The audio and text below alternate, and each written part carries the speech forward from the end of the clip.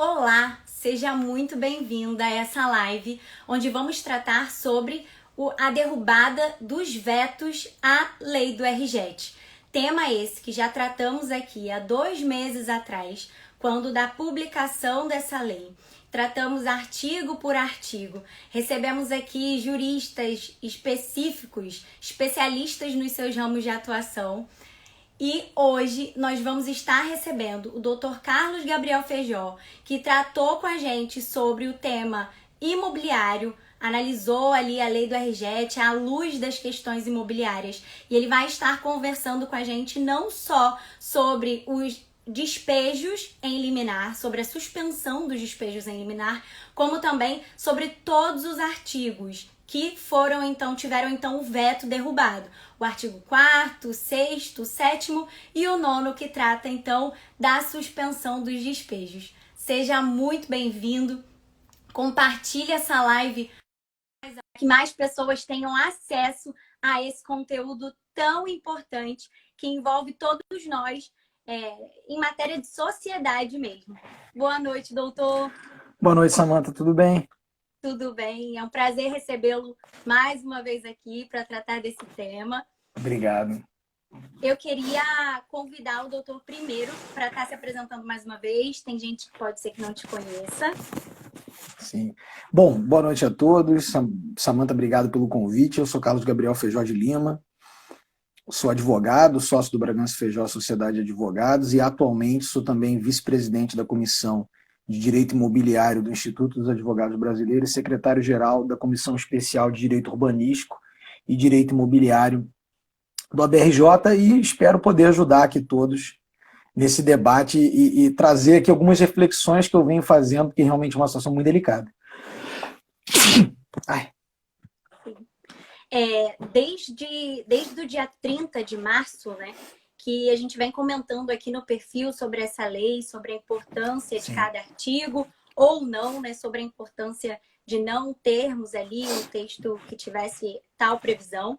E hoje nós queremos muito a sua análise, a sua visão acerca de cada ponto, de cada artigo desse que teve, então, o veto derrubado, tá?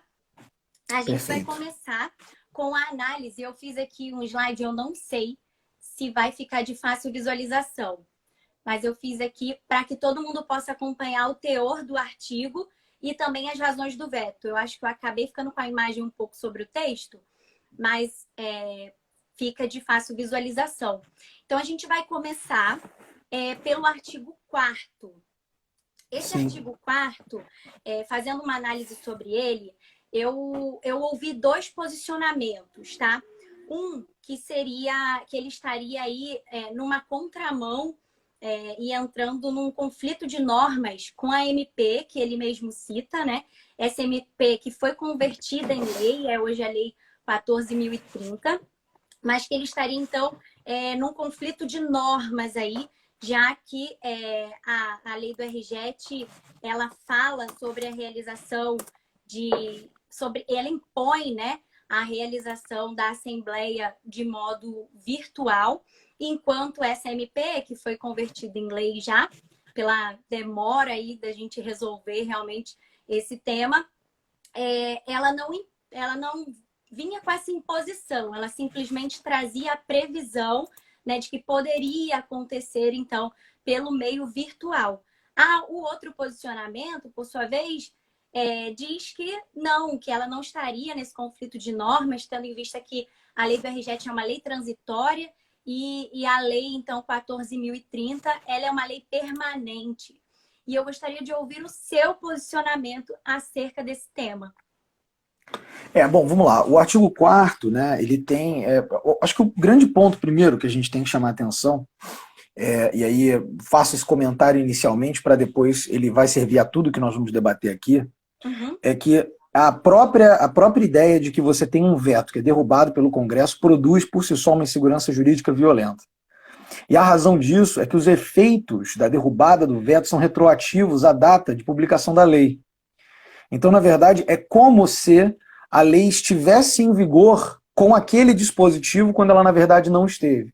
E por que isso produz uma insegurança muito grande? Porque muita gente buscou o judiciário com fundamento na lei, com fundamento naquela estrutura que estava posta e que agora sofre alterações significativas com a derrubada dos vetos.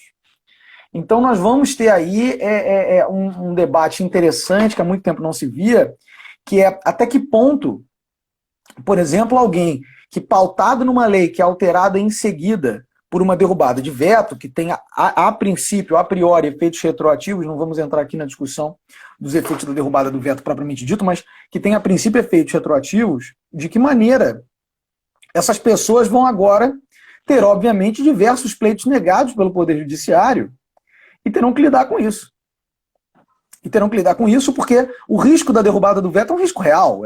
Toda demanda judicial que você propõe, pautada numa lei transitória, com as características do RJET, existia o risco. Eu andei estudando, lendo um pouco sobre o assunto política mesmo, e a informação aqui que eu levantei é que parece que o atual presidente é o presidente com o maior número de vetos derrubados. Então, ou seja, existe uma instabilidade, um conflito constante, permanente, entre os poderes e que está produzindo uma insegurança jurídica muito grande, que sem fazer nenhum tipo de lucubração política propriamente dita, é só uma constatação.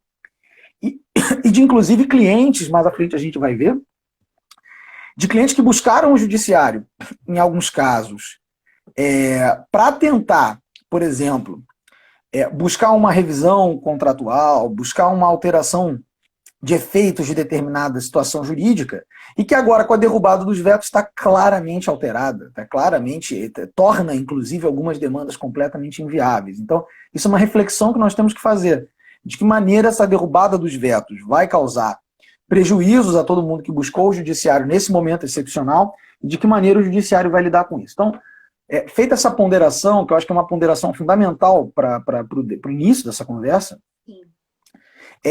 em relação ao artigo 4º, eu concordo que não há nenhum tipo de conflito de lei.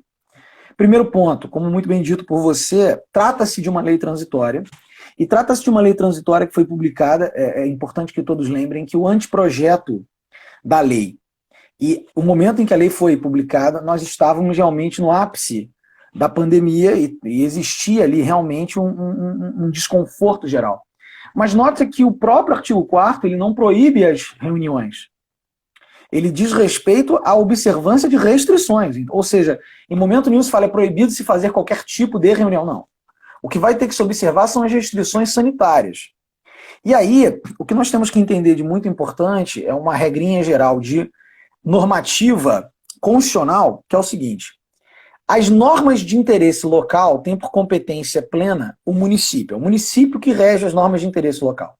Então, cada município conhece bem a sua dinâmica, cada município, em tese, tem o instrumental necessário. Bom, se tem ou não tem, são outros 500, mas em tese tem o instrumental necessário para se fazer uma análise aprofundada de quais são as diretrizes sanitárias que devem ser observadas. Então, por mais que uma lei federal genérica pudesse vir a dizer, olha, pode-se fazer reunião presencial, se uma lei municipal estabelecesse ali uma limitação sanitária, não uma proibição propriamente dita, mas uma limitação sanitária como, por exemplo, olha, espaçamento entre pessoas, as nossas regras de ouro aqui no regime de reabertura, teriam que ser observadas essas restrições. Então eu não consigo ver no artigo 4º essa intensidade que o governo federal, né, que o Poder Executivo federal identificou, como se aquilo ali fosse, na verdade, uma proibição plena para que para qualquer sociedade pudesse reunir. Não é isso, que na verdade pretendeu a norma, e nesse ponto eu sou, em alguma medida, fico feliz pela derrubada do veto, mas na verdade fico triste porque isso já produziu, inclusive para clientes, um problema enorme de reuniões que surgiu dúvidas se poderiam ter ocorrido, reuniões que ocorreram e tiveram liminares suspendendo seus efeitos por força de uma norma que existia antes do veto, e agora, com o veto derrubado, em tese essas liminares vão ter que ser cassadas, e aí a gente volta para uma verdadeira catástrofe do ponto de vista de segurança jurídica. Mas o artigo 4º, especificamente, me parece razoável, né? A necessidade de observar a normativa municipal, em especial, que trata de normas sanitárias, me parece adequada, para o que nós temos hoje em nível de Constituição. Artigo 22, 23, 22, 23, 24 me parece bastante razoável para o que a gente tem hoje em nível de Constituição. Então, eu acho que a derrubada do veto é acertada, mas ela produz esses efeitos negativos. A gente tem que lembrar que o direito ele tem, em alguma medida, que ter um poder, ou pelo menos aí uma das finalidades teóricas do direito é a pacificação de conflitos, e quando a gente começa a ter normas que são criadas exatamente para tentar resolver situações complicadas, situações emergenciais, e elas começam a criar tanto problema quanto as situações emergenciais, eu acho que a gente precisa fazer uma reavaliação disso. Mas, a princípio, essa derrubada do veto do artigo 4º faz sentido juridicamente, mas eu também não sei até que ponto ela é benéfica do ponto de vista social, do ponto de vista pragmático. Doutor, dentro disso, eu gostaria até de fazer uma pergunta. Acerca da lei, de uma maneira geral, né, da lei do RJET, eu ouvi também alguns posicionamentos acerca da importância de se ter uma lei, mesmo que ela não conseguisse preencher todas as lacunas que nós vamos precisar nesse momento, e outras pessoas, por sua vez, falando exatamente que ela traria uma maior insegurança jurídica, porque nós já temos institutos capazes de atender aos interesses da sociedade, dos contratantes de uma maneira geral. Qual a sua visão acerca dessa lei? Samantha, assim, a minha opinião em relação à RJET é que ela é, como toda lei emergencial, uma lei problemática. A lei ela tem um processo de formação, de formatação, que depende, primeiramente, e assim, para mim talvez o aspecto mais fundamental do debate público. A lei ela tem que ser debatida, a gente precisa de audiência pública, a gente precisa ouvir as pessoas antes de se tomar uma decisão. E de uma decisão legislativa com o espectro que nós temos aqui no RJET. Então, como toda lei emergencial, ela, na minha opinião, ela era desnecessária em certa medida, porque ela acabou tentando dar interpretação. Se você fizer uma análise da RJET, ela na verdade é uma leitura, ela é quase que interpretativa de muitas normas que já existem, então ela tentou dar uma interpretação de momento para certos institutos e em alguns casos, inclusive, ignorando solenemente o que já se havia construído a título de doutrina e jurisprudência em relação a esses institutos, especialmente os institutos de intervenção contratual. Então, eu sempre fui um pouco contrário à RJET, acho que ela tem ali o seu valor quando ela, por exemplo, na parte condominial, em que ela tentou criar ali uma segurança maior para a manutenção dos mandatos dos síndicos enquanto a pandemia não passasse, a possibilidade de não se convocar uma assembleia presencial ou se convocar uma assembleia virtual quando fosse possível. Isso, para mim, funcionou bem. Ela atendeu a uma demanda de uma parcela ali do mercado imobiliário que sofre muito exatamente sem saber o que pode e o que não pode fazer. Agora, quando ela começa a ingressar na discussão de revisão contratual, resolução contratual, que é um tema sensível, complexo, com vastíssima doutrina contraditória. Eu, por exemplo, tenho uma posição bastante refratária à revisão contratual, nos moldes que alguns sustentam. Então, acho que já tive até a oportunidade de falar sobre isso aqui com você. Então, assim, em função disso, eu acho que a RJET, como toda lei emergencial, ela é problemática. Ela acaba trazendo mais problemas do que soluções. Mas acho que ela pontualmente foi acertada, como a questão dos síndicos, como a questão da possibilidade da realização dos atos virtuais para as sociedades. Isso, para mim, também é alguma coisa de todo inteligente, ou seja, criou ali uma saída na necessidade de se praticar atos. Ela não percebeu, como não houve debate amplo, ela não percebeu, por exemplo, um problema que da minha prática profissional, das associações de moradores similares a condomínios. Então, ela não trouxe uma aproximação normativa que doutrina e jurisprudência trazem. E nós é que tivemos que construir essa aproximação normativa, ainda bem que pelo menos as instituições financeiras e outras entidades concordaram com a tese de aproximação dessas associações de moradores similares a condomínios para atrair certas regras do RJET que são aplicáveis somente a condomínios para essas associações, mas olha, uma lacuna que poderia ter sido preenchida com debate público se talvez tivesse ocorrido uma preocupação maior. Mas o que não se pode negar é do brilhantismo por trás da RJET. Os professores, né, os pensadores, os juristas que se propuseram a trazer a RJET estavam imbuídos, talvez, do espírito mais nobre possível e das agendas mais humanitárias possíveis. Mas isso nem sempre resolve o problema. E eu acho que a gente está colhendo os frutos exatamente desse assodamento. A minha sensação é essa. Foi uma lei apressada, uma lei muito precoce e que acabou criando problemas. Vide agora essa situação da derrubada dos vetos. Ou seja, não houve nenhum diálogo com o governo federal para se falar, olha, vamos fazer uma lei. Você vai vetar? Você não vai vetar? Como é que vai ser isso? Não houve ali um diálogo para criar uma lei que realmente chegasse, olha, é isso aqui o que vale, está tudo resolvido. Alguns dizem, inclusive, né, acompanham o trocadilho de que RJET seria porque ela teria essa intenção de ser a jato, né, de ser para ontem. Apesar de que ela foi apresentada dia 30 de março e só foi publicada dia 12 de junho, né? Então, para algo que era jato também não funcionou a jato, né? Pois é, exatamente. A gente tem agora até o caso desse artigo 4º, que teve o veto derrubado, mas ele trata no dispositivo uma MP que, na verdade, já foi até convertido em lei. Então, a gente tem toda essa problemática, né, envolvida. Eu concordo totalmente com o seu posicionamento quanto ao artigo 4º, porque eu acho que o texto do artigo 4º realmente ele diz que nós devemos observar as restrições à realização de reuniões presenciais, né, e assembleias presenciais, e no final ele ainda fala que observadas as determinações sanitárias, então também não vejo imposição aí, concordo perfeitamente. Pode até ser que num caso concreto isso pudesse levar a uma inviabilidade, mas aí é caso concreto, a lei não pode estar preocupada com caso concreto, a lei ela dá o comando genérico e a gente é que vai ter que fazer aqui a subsunção, ou então usar qual a técnica que for necessária para se tentar aplicar a norma. Então, como eu disse, não houve ali, e aí a preocupação me pareceu da presidência da República ao vetar naquele primeiro momento foi, nossa, isso aqui vai criar um cenário em que as sociedades não vão poder se reunir, mas eu já tenho uma medida provisória falando sobre isso, então vamos encerrar. E não é bem verdade, como eu disse, essa pressa acabou produzindo esses conflitos que deveriam ter sido costurados internamente, né? Não deveriam ter sido costurados assim, da forma que foi. Sim.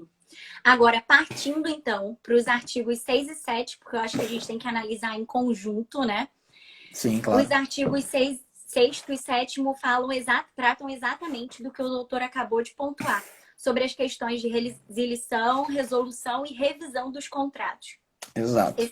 Esses artigos tinham sido vetados, aí eu coloquei aí as razões do veto, né?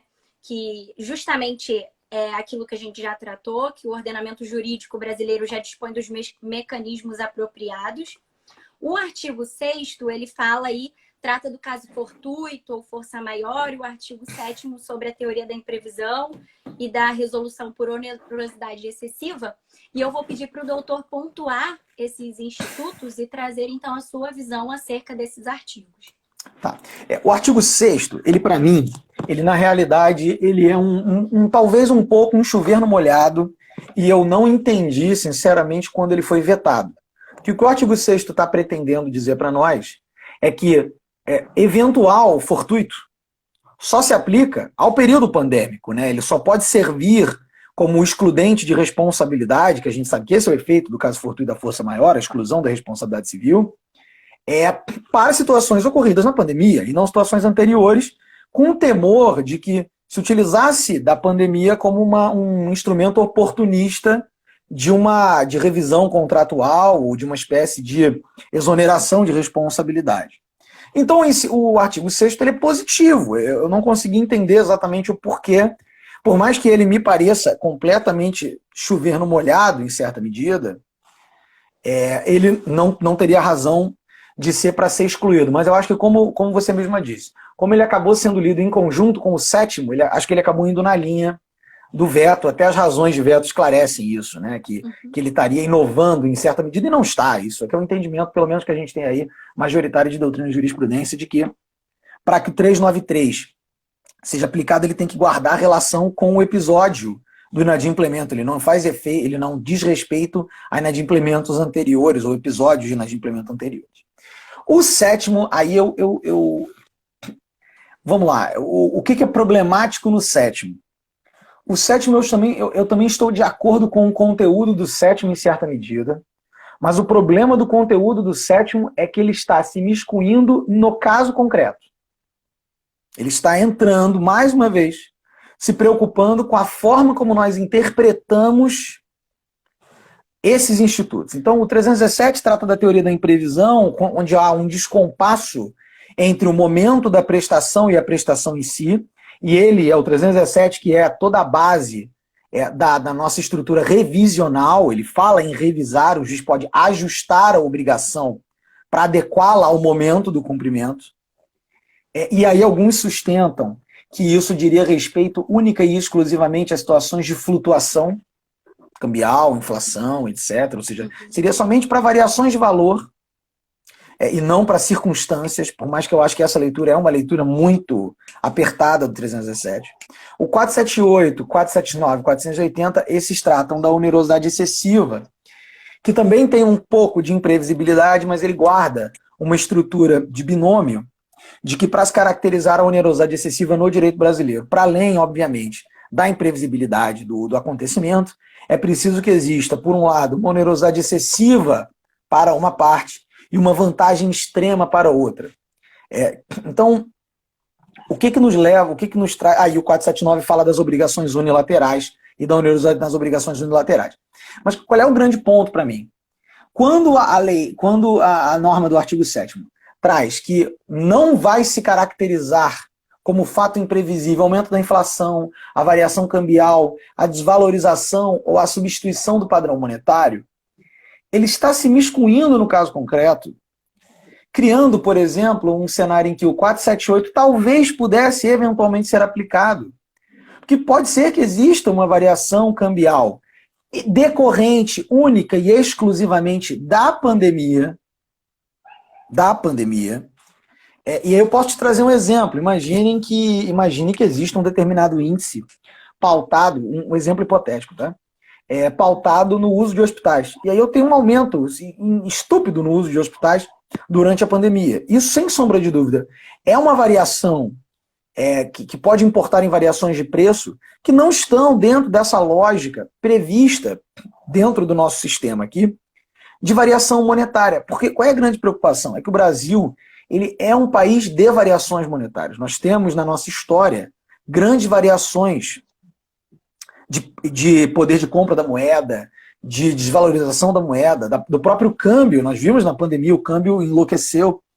Então, como isso é alguma coisa previsível, por mais que seja nocivo, se tentou excluir isto de maneira genérica dos institutos, o que para mim está errado. Isso deveria ser avaliado no caso concreto. Talvez existisse um caso concreto em que fosse razoável aplicar isso. Qual é o grande problema que isso traz para nós? Muita gente deixou de entrar com demandas divisionais, deixou de poder buscar o judiciário, e agora busca o judiciário com efeitos retroativos, porque, como eu disse, nós temos o mecanismo. Então, olha que coisa interessante, né? Alguém leu o veto, falou, beleza, posso entrar com uma ação pautada no 317, porque o meu contrato em especial trabalha com um determinado insumo que teve uma variação de preço estúpida. E por isso eu faço jus aqui a uma redução, ou faço jus aqui a uma liminar. Move essa demanda, consegue eliminar.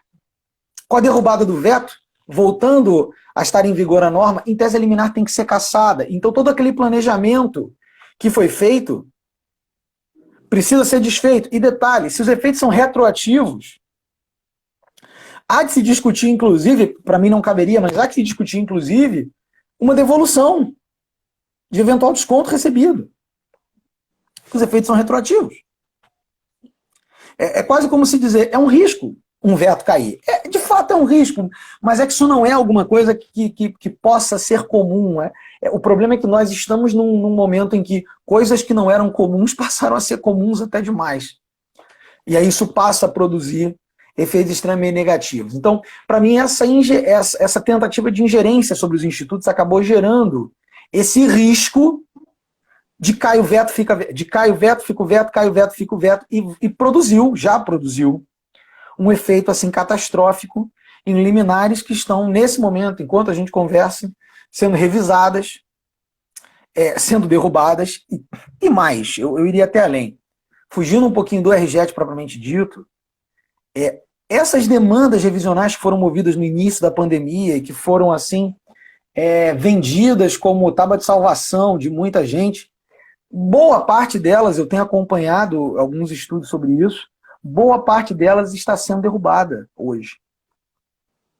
Então, boa parte delas está sendo questionada, está sendo, inclusive, revisada pelo Poder Judiciário em grau de recurso. E isso está produzindo uma coisa super problemática. E, além disso, é muito importante que as pessoas lembrem a natureza da liminar e a sua precariedade, que ela eventualmente pode ser cassada. Então, imagine você que hoje mova uma ação buscando uma redução, um abatimento de aluguel em, sei lá, 50%, e você seja bem-sucedido nesse pleito, nessa tutela. Se essa sua ação, se a sua tutela não for ratificada lá na frente, você vai ter que pagar esse valor retroativo corrigido com juros. Sim. Então é aquela velha história, se você não quebrou hoje, você vai quebrar amanhã. Porque não vai haver tempo hábil de você produzir, a não ser que você seja uma potência econômica, mas você não vai ter tempo hábil de produzir recurso para fazer frente aos efeitos negativos dessa liminar. Então, assim, eu tenho que reconhecer que teve uma certa irresponsabilidade de quem propôs essas demandas, de quem comprou essas demandas e de quem deferiu essas tutelas. A gente tem que lembrar que a LINDB foi alterada há pouco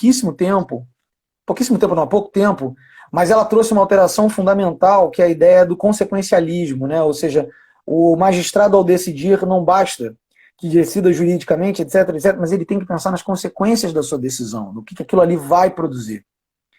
E faltou um pouco disso. É como eu disse, essa pressa, mais uma vez, foi inimiga dos objetivos nobres que tinha a lei.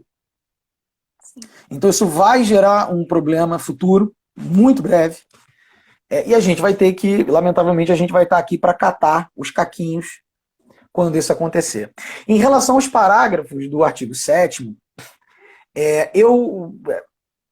mais uma vez, chovendo molhado, em certa medida, porque disse muito claramente de que o CDC não se submete a isso, chovendo molhado, a gente já tinha essa divisão na própria doutrina e jurisprudência, o que é CDC, o que não é. Ao contrário, o CDC é que tem uma atração maior, até porque uma das teorias, né, que ganhou muito espaço no nosso direito brasileiro é a teoria do diálogo das fontes. Então existe ali uma certa...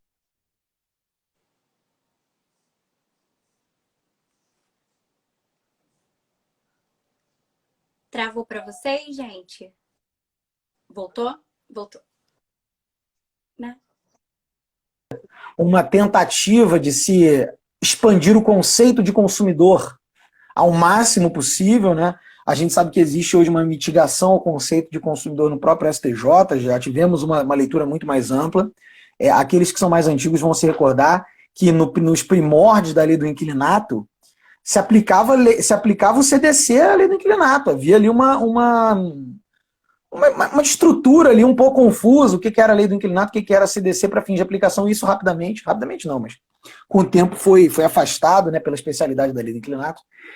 Então esse chover no molhado não era necessário, mas tudo bem, para mim também não causou tão mal, ele não altera muito as nossas balizas. Agora, o que para mim assustou um pouco foi o parágrafo 2º. Porque o parágrafo 2º, ele também, na minha opinião, chove no molhado ao dizer, né? As normas de proteção não se aplicam às relações contratuais subordinadas ao Código Civil, incluindo aquelas estabelecidas exclusivamente entre empresas e empresários. E aí vem um grande problema. Porque esse conceito de empresa e empresário, primeiro que existe conceitualmente um erro textual. Não vou chamar aqui conceitualmente um erro, porque as pessoas que fizeram estavam fazendo de caso pensado. Mas a gente tem que lembrar que empresa, do ponto de vista jurídico, é atividade econômica organizada para fins de circulação de produtos e serviços, né, de riqueza, ao passo que o empresário é quem exerce a empresa. Então, entre empresários, é sim possível haver relação de consumo. É possível. Isso, inclusive, o STJ trabalha. O que nós temos que entender é quando, casuisticamente, essas relações são de consumo ou não. Mas não há uma vedação entre a ideia de que o empresário... Porque o empresário, ele pressupõe um profissionalismo, um assessoramento, uma estrutura que não atrairia as normas protetivas. Mas lembrem-se, a hipossuficiência ela é uma consequência da relação de consumo e não um requisito da relação de consumo. A relação de consumo, ela existe com base na vulnerabilidade presumida na lei de defesa do consumidor, do Código de Defesa do Consumidor. Então, o conceito de empresário e o conceito de consumidor podem, em determinados casos concretos, se confundir. Eu posso ter uma relação entre dois empresários que esteja submetida em certa medida às normas de proteção do consumo, por mais que isso seja incomum. E eu sou defensor assíduo do afastamento cada vez maior das relações empresariais, dessas relações de consumo, porque elas têm uma lógica que não permite certas variações mercadológicas que uma relação empresarial tem, certas negociações que uma relação empresarial tem. É importantíssimo lembrar que um dos princípios mais basilares que nós temos da liberdade de contratar é que eu posso fazer um mau negócio. Eu tenho direito a fazer um mau negócio. E por quê? Porque o mau negócio ele está sendo observado pela perspectiva de um terceiro, estranho à relação jurídica. Nós temos que avaliar o negócio dentro da relação. E isso, a Lei de Liberdade Econômica 13.874 foi muito feliz em incluir lá no parágrafo 1º do artigo 113, o inciso 4º, salvo engano, ou 5º, em que ele vai dizer que no momento de se analisar esse equilíbrio fino da relação jurídica, é preciso se analisar a racionalidade econômica do negócio. Então fui convidado para dar aula de Direito Empresarial na UERJ, eu conto toda vez que dou aula lá o mesmo caso, que é o seguinte: um determinado empresário queria vender picolé. Aí ele tinha montado a empresinha dele para vender o picolé, só que ele estava concorrendo com marcas enormes. E ele falou, meu Deus, eu preciso encontrar uma maneira de entrar nesse mercado. O que ele pensou? Vou reduzir meu preço, eu vou trabalhar quase que a custo, mas eu vou entrar. E fez um contrato, para quem olha de fora, ruim. Estava vendendo picolé a 50 centavos, enquanto o concorrente estava vendendo a R$3, digamos. 3 anos depois, ele ingressa com uma ação dizendo que aquele contrato tinha se tornado impossível para ele, porque ele estava economicamente encalacrado em função daquela relação jurídica.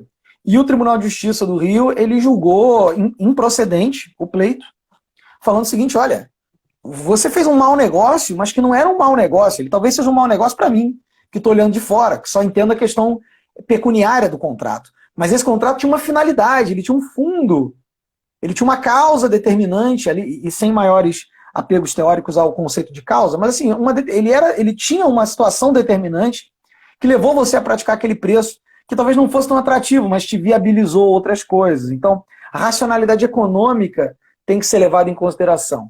Quando o parágrafo 2º fala isso, ele cria, primeiro, tá?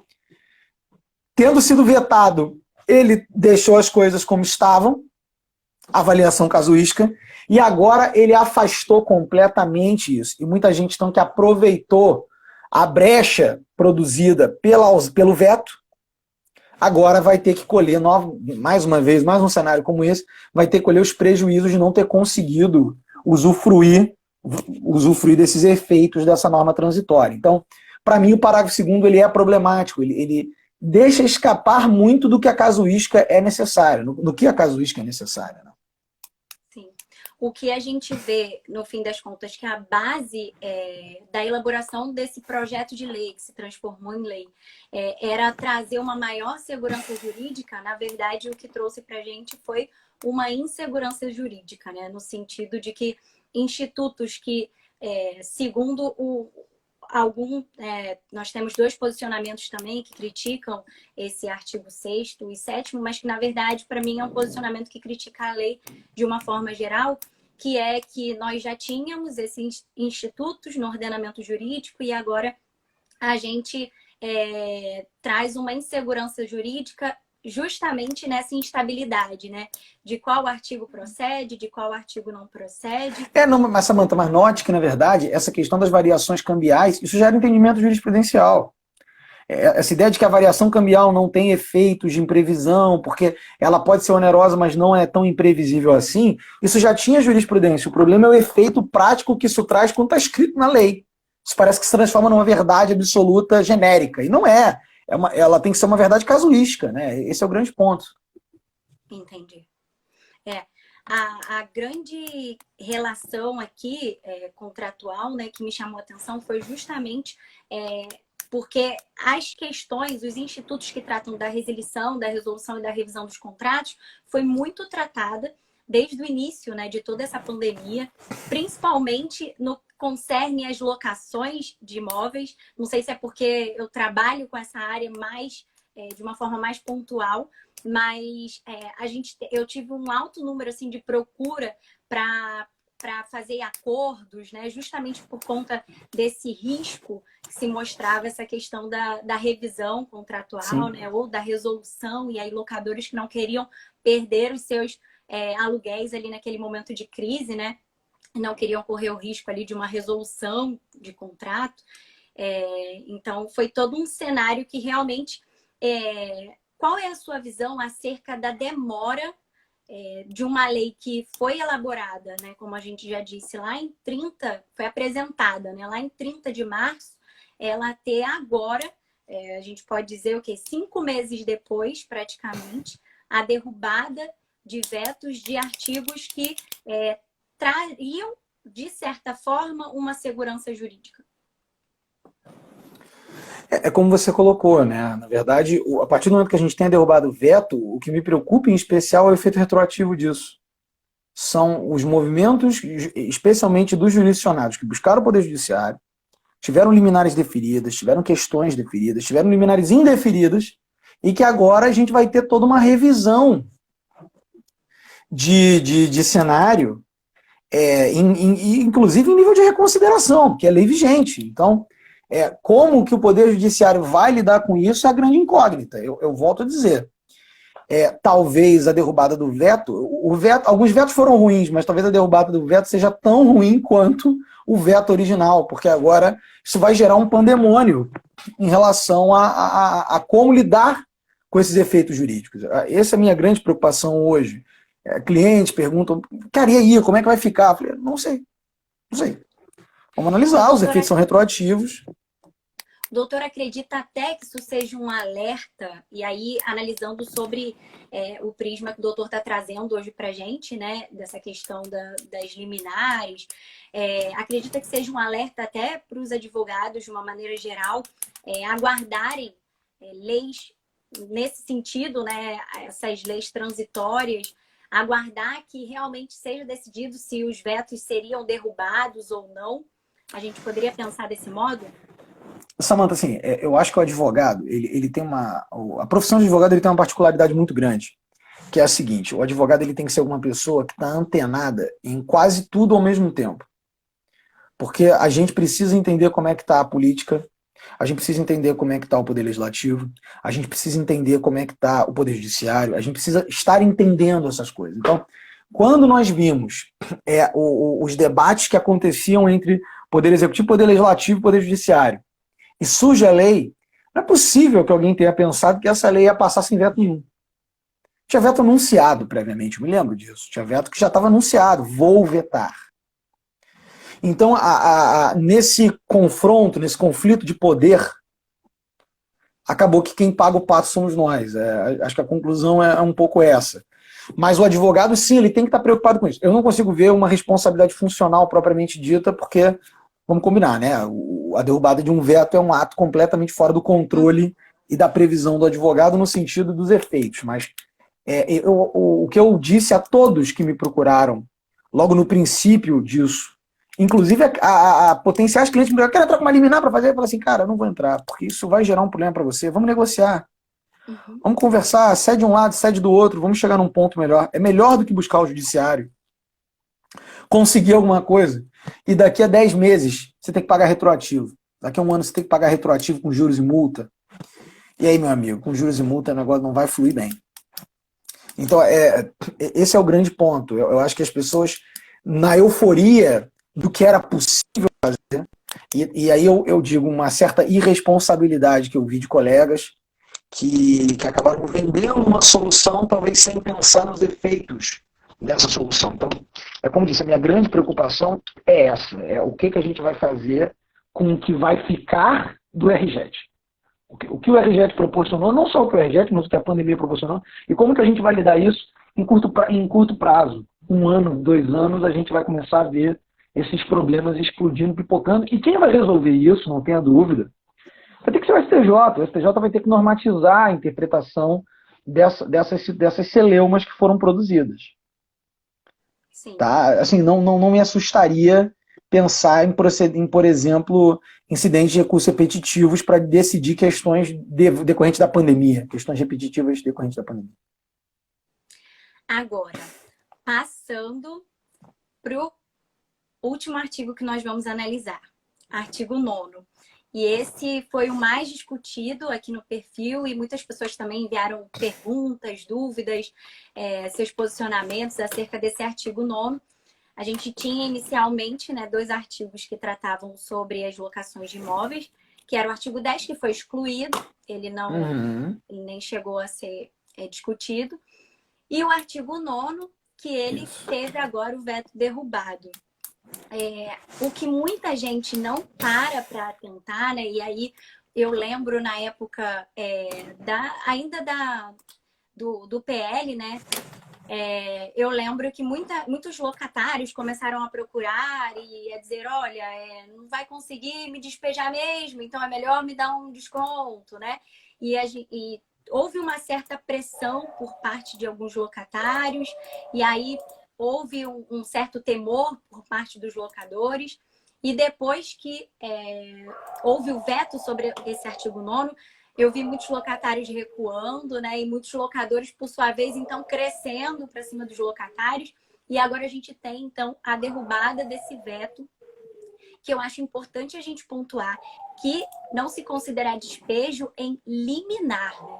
Eu acho que as pessoas não se atentam muito a isso.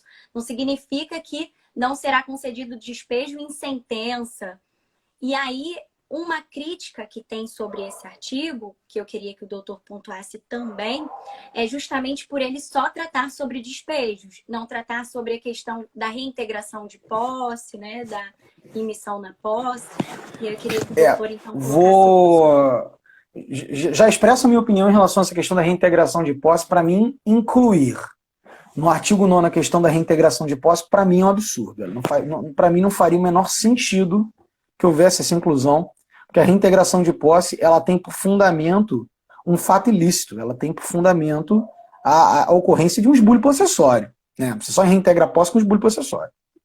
Então você imaginar que o esbulho possessório poderia ser mantido por caráter humanitário, para mim é complicado, até mesmo porque o próprio Código de Processo Civil dá ao juiz o poder de avaliação do conteúdo concreto, ele consegue avaliar. Então, para mim, essa ideia de que, não, as possessórias também estariam incluídas, isso para mim não faz muito sentido, até porque as lógicas são completamente diferentes. O despejo, ele trata do rompimento de um vínculo contratual que exige um procedimento especial para isso, está previsto lá no artigo 5º da Lei do Inclinato. O despejo, a desocupação por força da reintegração de posse, ela diz respeito ao reconhecimento de um exercício ilegal, de uma tentativa ilegal, de tomada de um direito de terceiro. Então, isso para mim é completamente, não faria sentido algum, e claro que os juristas que assim construíram o RJET não aceitariam isso também. Isso aí foi uma forçação de barra que eu vi em alguns casos que para mim não faria sentido nenhum. Agora, o que me chama a atenção, você falou muito bem. Primeiro, trata apenas das liminares. E se vocês notarem, para aqueles que atuam na locação, que atuam em direito de locações, sabem muito bem que essas liminares elas não são assim também. Essa moleza de acontecer. Elas têm uma exigência, primeiro, pesada, que é a caução. Tem que ter caução 3 vezes. Tararara. Tudo bem, nós podemos usar as teses de dação do crédito, do próprio crédito locativo como garantia processual. Tudo bem, são teorias e tal. Mas o grande ponto é, isso primeiro, diz respeito a liminares. Segundo, que estabeleceu um marco temporal bom, relevante, falando a partir de março. O que para mim essa questão é problemática foi na escolha dos incisos. Porque se a gente parar para pensar, se a gente ainda estivesse falando assim, do inciso 1, que trata do mútuo acordo, até vai. Até é razoável.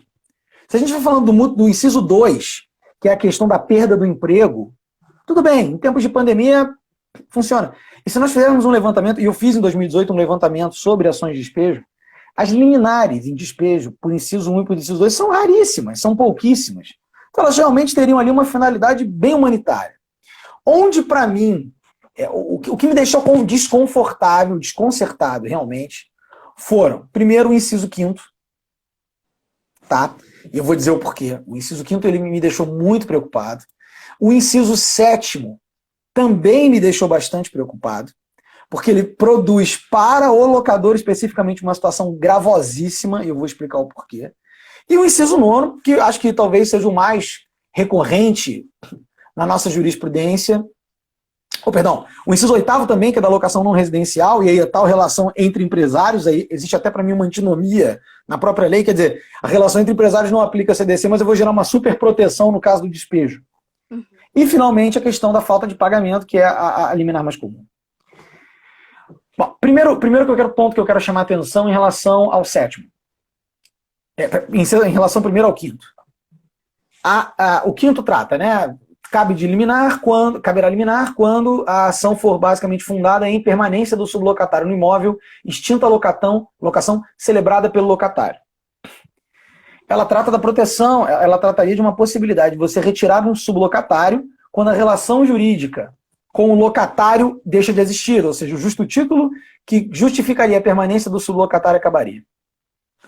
Qual é o grande problema que eu vejo nisto? Isto é basicamente para tutelar operações empresariais altamente específicas que se utilizam da sublocação. Tem uma modalidade de locação que a gente chama de last mile, que é uma locação que se faz de galpões em regiões de fácil distribuição. E, por exemplo, quando elas acondicionam medicamentos, a ANS e a Anvisa exigem que a farmácia, que seja quem for que distribui o medicamento, seja possuidora do imóvel onde ela guarda. Então, muitas dessas empresas utilizam a sublocação como um mecanismo de, olha, eu sou o locatário, sou o distribuidor, você é vendedor do produto, bota aqui eu vou fazer um contrato com você de sublocação do espaço para que você possa justificar junto à ANS e à Anvisa que aquilo ali está protegido, que você é possuidor aqui desse imóvel. Caramba, e feito isso, rompendo-se a relação com aquele cara, você teria um período quase que de armazenamento gratuito desses produtos num galpão, numa posição privilegiada. Então, assim, houve muitos falaram, o caráter é humanitário. Engraçado, eu não senti no artigo 9º esse caráter humanitário. No inciso 7º, por exemplo. Quando que você vê sublocação em locação residencial, gente? Isso é muito comum. Também, inciso 7º, que fala da falta de garantia. Olha que loucura, olha o efeito assim, negativo que isso traz. Deixa de existir um garantidor da locação. Busca, então, o locador a retirada do inquilino, que não poderá, que não vai honrar as suas obrigações. Porque a garantia é exatamente para tentar garantir o adimplemento. O que vai acontecer na prática? O cara vai ficar sem garantia e o inquilino lá vai permanecer. Se ele não pode ser despejado, ele não vai pagar. Nesse ponto eu concordo com a mensagem de Veto, quando ela falou tem muitos cenários aqui que estimulam o inadimplemento. E nós temos que lembrar, gente, que no dia 31 de junho, no dia 31 de março, o CNJ baixou uma recomendação, que foi a recomendação 63, e que no texto da recomendação, acho que era o inciso 6º ou inciso 5º, ele falava que os juízes devem analisar com cautela os despejos em geral. Analisa casuisticamente. Cara, isso aqui é caso, dá para dar esse despejo, não dá para dar esse despejo? É uma situação incomum. Vamos analisar isso casuisticamente. O veto, na minha opinião, veio em bom momento em relação a esse item, e agora com o retorno, imaginem os despejos que já foram feitos e que terão que ser revistos, terão que ser cassados. Você vai ter que reintegrar na posse esses locatários. Ou pior, se você não reintegrar na posse, você vai ter que indenizar esses locatários. E se você tiver que indenizar esses locatários, imaginem que o locador não está em condições de indenizar absolutamente ninguém, não está recebendo, gente. Exato. Então, olha a catástrofe. E aí, o inciso 8º, mesmíssimo raciocínio, gente, é uma locação não residencial, uma relação entre empresários. O cara já estava no prazo notificatório para sair. Se ele já estava no prazo notificatório para sair, a causa de saída dele é anterior à pandemia. Então, por que eu não posso deferir essa liminar? Sim. E o inciso 9º, acelerando, Samantha, para a gente poder ainda falar de outras coisas, talvez a gente tenha que entrar e sair de novo, não sei como é que você quer fazer, mas de qualquer forma, o inciso 9º é a falta de pagamento numa locação sem garantia, ou que a garantia se extinguiu, né, seguindo a linha, o entendimento do Alexandre Câmara. Então, assim, nós não estamos falando de uma falta de pagamento simples. Estamos falando de uma falta de pagamento numa locação sem garantia. Então, assim, eu não consegui entender, salvo a hipótese do inciso 1º e do 2º, que aí eu consigo ver as finalidades humanitárias, porque ali estamos diante de locações residenciais, de pessoas ali morando, etc. Eu não consegui entender muito bem.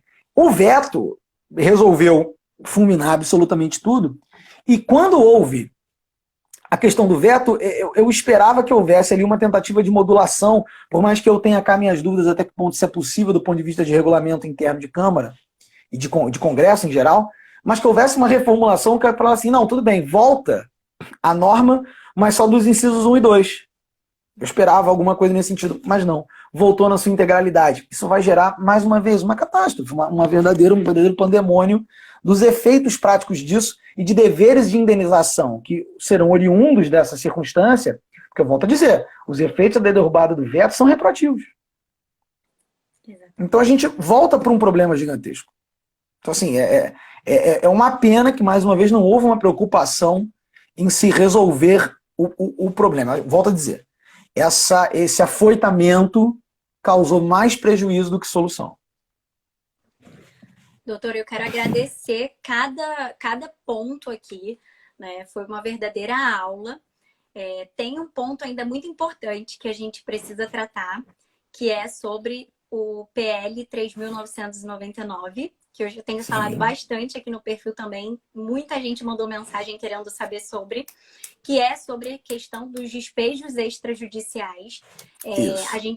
Eu queria fazer toda uma relação aqui, né, com a lei do RJET, mas para que nós não sejamos derrubados e eu consiga salvar essa live para mais pessoas assistirem depois, eu vou então estar encerrando aqui e a gente volta então para poder falar dos despejos extrajudiciais. Pode ser?